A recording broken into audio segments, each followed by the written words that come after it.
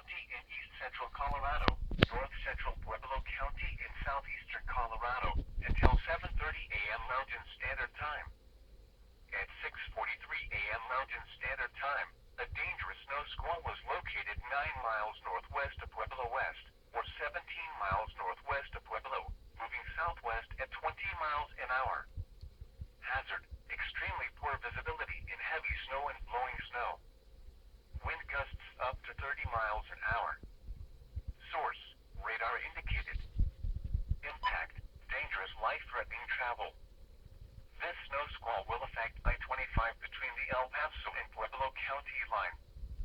Locations impacted include Fountain, Pueblo West, and Hanover counties.